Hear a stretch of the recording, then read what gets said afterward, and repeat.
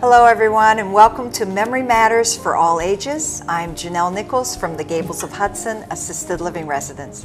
Once again, I want to welcome Catherine Kilpatrick, speech pathologist, author, national speaker.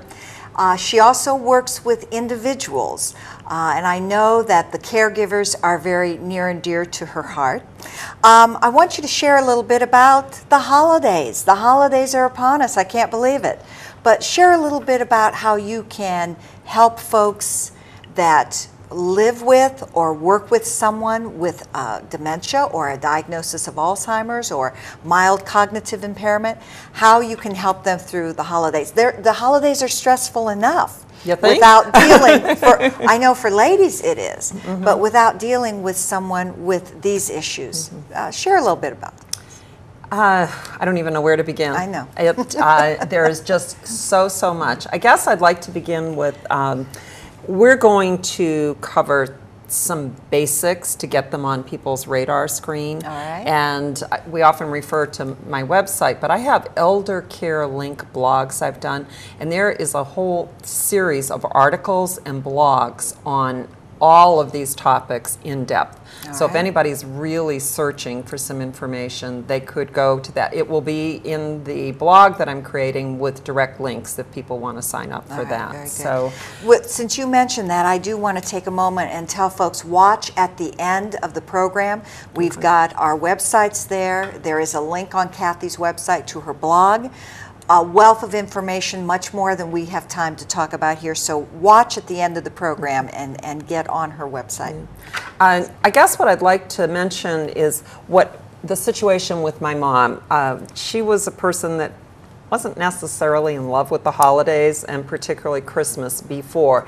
As she started to have a little bit more difficulty with her memory, I decided that I would come in 4 or 5 days before Christmas, and the family at home would help put some little decorations in her apartment or in her assisted living. And then I just kind of was her shadow and took her to events, and even prior to that helped her with a form Christmas card letter, because she really didn't want to and was having trouble, with writing, but even also with sentence structure and some spelling, and she was a perfectionist. The apple doesn't fall far from the tree. Right. And so, we did that, and then I would get some little presents for everybody, and then when she got her presents at Christmas, it was writing down what she got, because she always wanted to do her thank you notes. So I kind of came in for like 3 or 4 years and was there to make the transition and the holiday at least more relaxing for her, where she didn't have to navigate all the activities that were going I am on. nothing like your mom. I love the holidays. Me In fact, too. My friends make fun of me. I love the holidays so much. Yeah. But you can imagine, in the assisted living realm, that I've met all kinds of families with all kinds of viewpoints of the holidays, all different traditions.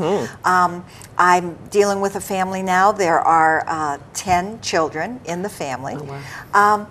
I unfortunately have seen families make more mistakes than do things right. The other complication is people are coming in from out of town for the holidays, and you have someone that has not seen mom or dad for how many months. They have a whole different viewpoint of what's been going on. Absolutely. And then you have someone that's been here in the trenches day after day. So I've seen a lot of holidays fall apart, blow up. Yes. I've seen a lot of mistakes made. Give us, as you always do, my favorite thing about you, give us some practical tips. Okay. Give us some strategies. Well, I'm going to give some heads up first. Okay. And I think the big thing is noticing that maybe your loved one or friend or neighbor is getting overwhelmed. And this is where we always back up to what was it like before, because like with my mom, it was always that way, not necessarily overwhelmed and couldn't navigate the meals and everything, but in terms of some of the traditions and all. And so there's a variety of factors, and then here's what happens, and we've had previous programs where we talk about there's too much going on, there's overload, there's busyness. So what might be a calm household all of a sudden has generations coming and going, which can then accentuate some of the anxiety, which can lead to some of the difficult behaviors. And we have family dynamics all the time where we can end up with difficult behaviors for whatever reasons, or frustrations or expectations. I mean, that's a big thing. And think about it, you know, the meals, the cards, the decorations, and then the other part is, after it's all over, how do you undo it all when this person maybe has lost some of their organizational and problem-solving skills? So that's another thing. There's also the safety risks, and so you're bringing people in, and I always talk about the visual aspect, because then you've got the little kids and the toys, or you're going to someone's house with the pets, and then maybe someone has the oxygen cord.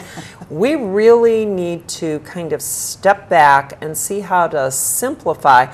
You know, we want to honor the traditions that we've had, but it may also be time to make some new ones and to ask that person, how do you feel about this? And, you know, actually pre-planning should happen in July and August, when maybe families are going to kind of come in at different time spans. I am so glad you mentioned that, because while you were talking, I jotted this down to ask you a question. Traditions. Now, at my house, we have traditions, and they're carved in stone. And my daughter, when she comes home, she expects those traditions, and we do them.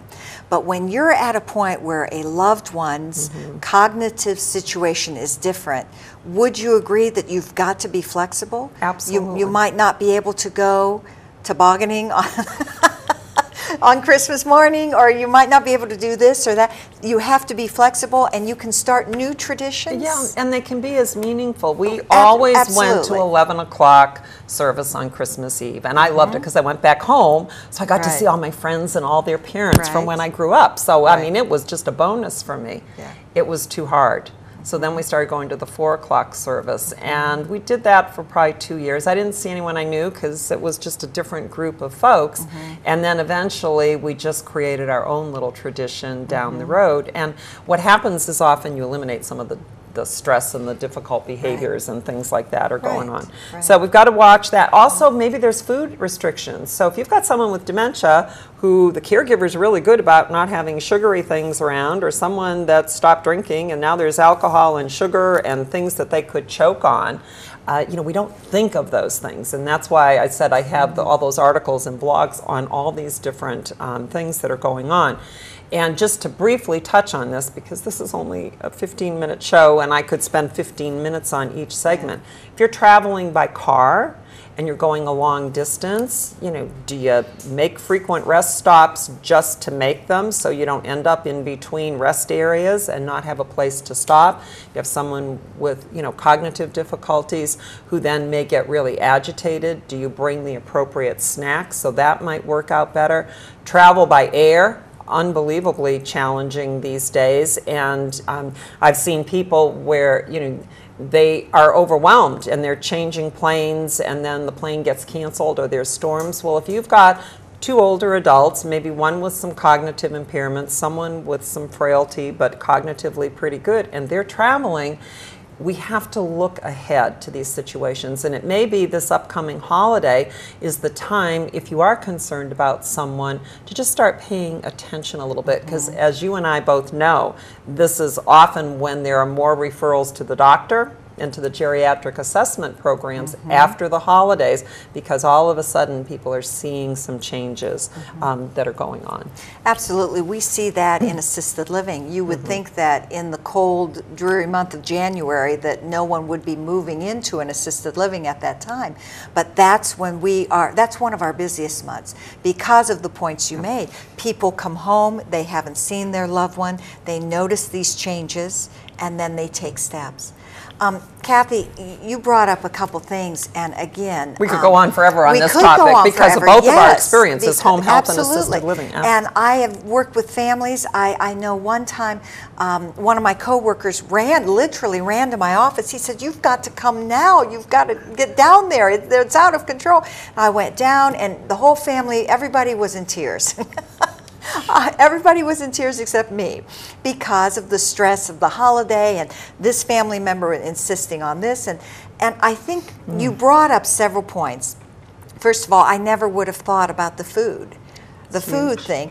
And of course, that's another part of our traditions. All right, we have certain foods that we eat at the holidays, but also the alcohol with maybe new medications that you don't think about. So I think common sense is a key to this. Also the travel, I thought that was very interesting. You may need to go by car, maybe flying is out now. So as you say, you've got to start thinking in the fall about how you're going to handle But sometimes you don't know what to think about until you actually see it fall apart. Or you don't realize what point you're at with this family member. And I've got a couple of tips I can include that might, you know, preserve what's meaningful. So we still did some kind of church, religious, simplified version as time went on. You know, Mom couldn't do her Christmas cards with the letters, but we did the form letter, and when she could, she wrote a little note at the bottom. So, you know, those were important traditions, and I think she was at the point where maybe it was or maybe it wasn't, but as the oldest daughter and our connection being those things, it was important to me to do that for her, at least at the level she was at, which was pretty high level, but she couldn't navigate some of that. Monitor the situation, and I often suggest, you know, one of the things I would tend to do is I'd be the person with her all the time, making sure everything was okay. But, you know, if somebody else is on the same page with you, you say, okay, I'll take the morning shift, and then you can go visit the relatives, and then you take an hour or so, and so you kind of balance that out. And then, again, as we talked about, the geriatric assessment can be a really important piece to that. It may be that the older adult is saying that they feel that they need to make some changes, but it may not be in that holiday situation that you do anything other than observe and then talk later, because there's already a tremendous amount of stress that's going on. So, and remember, each person sees it differently. They have a different perspective. You know, mine was, I saw things that nobody else saw because this is what I do for a living, not to be critical, but I'm looking at safety and enjoyment, you know, type things. So, well, to speak to that point, you were giving that example of that tradition that you sat down with your mom and you said that was important to you, but you had adjusted it so that mom could participate. I think a lot of family members make the mistake of not adjusting. We're going to do this, we've always done this. They're not taking this loved one into consideration, that things have to be tweaked, things have to be changed, and common sense is truly the norm. I want to take a second to tell a cute story. I always went out to my brother and sister-in-laws to spend Christmas, when, you know, and I would stay with Mom.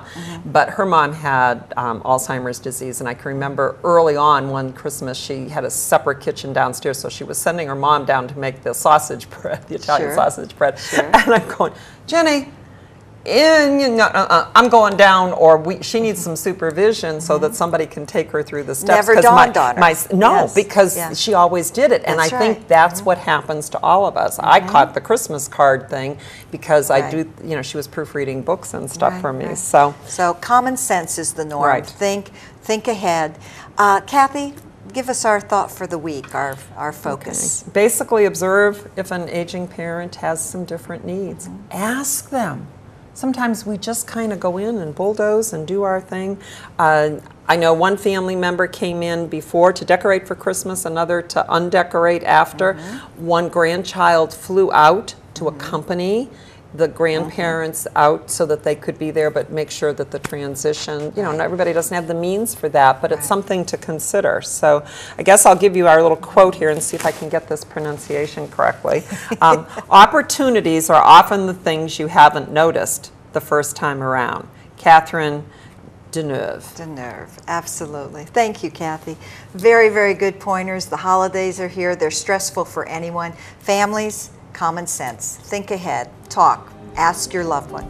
Thank you so much for joining us. Watch at the end for more information. Now go make it a great day.